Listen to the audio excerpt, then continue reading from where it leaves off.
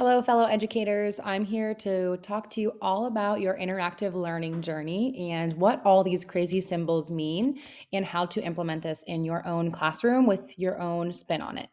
So, you'll see I created the visual for you. So, all of these symbols mean something else for the students to do.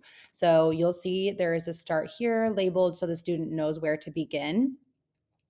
The red play button symbol, the YouTube symbol, that is meaning that there's a video that they need to watch. And when there is the little notes with it, that means that there's guided notes that they should be following along with. You'll also notice that the path is color coded, and that's because each learning target or objective or TEAC or whatever it is that fits your classroom in your school is a color. So you'll notice that the first learning objective for us is purple. So all the purple things are connected to that one single either group of objectives or one individual objective. So the student would watch the video and they would fill out the guided notes with it.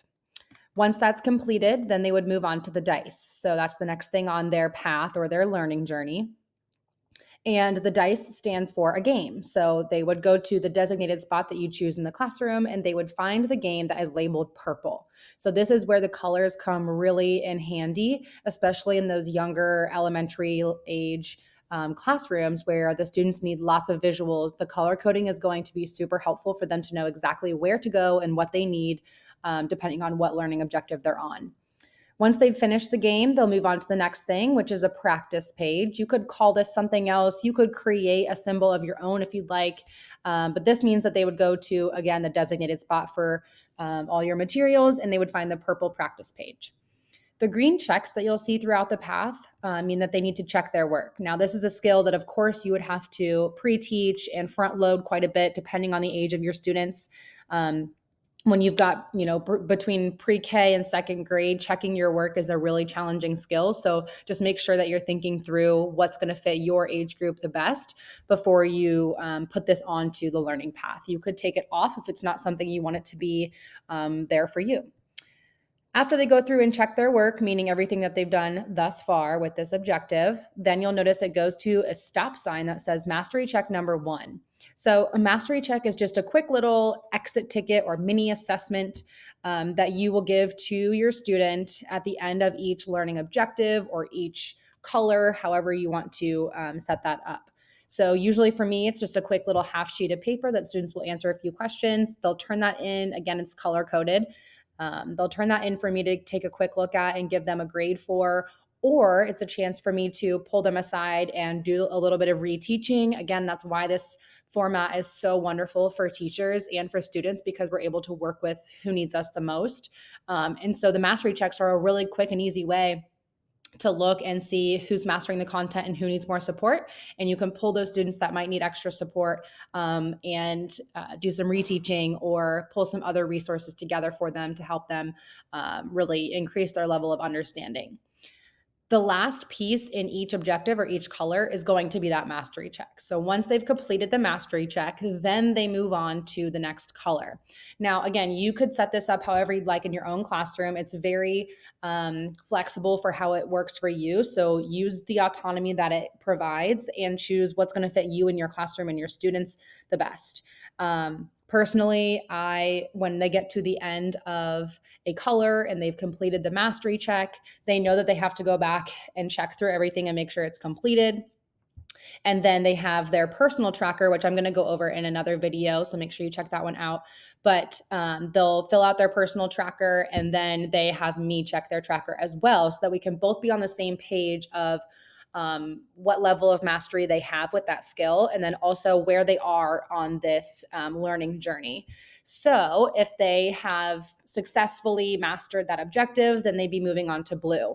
They also know that if I'm not available to talk with them about their objective because I'm working with other students, then they can move on to the next target, and then they can come back to me when I have a moment, or I can seek them out. However you set up those systems in your classroom is just fine. The other symbols that are not in the purple section, in the blue one, you'll see the music symbols. That means that there's a song. It can be something as simple as a YouTube video, or there's different websites that your school might use that provides different resources for your students to master a skill. So you can pull some extra videos and songs together, whatever you feel fits best. So the music symbol just means there's a song for them to listen to. So they would click on that. Everything here is going to be linked if it's digital. So the videos are all going to be linked directly on this page. And if it's a digital game, it could be on here, but these ones are not. So it's just the dice.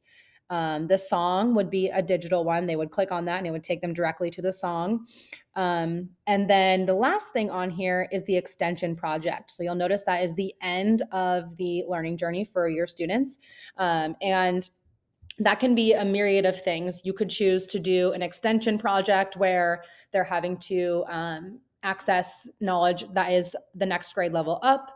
You could have them create their own assessment on these skills so that they can prove that, they're able to not only complete the tasks and meet the objectives, but they're also able to um, teach somebody else about that objective, which is another higher level thinking skill. So there's a lot of different things that you could fill in here for the extension project. It is very open ended.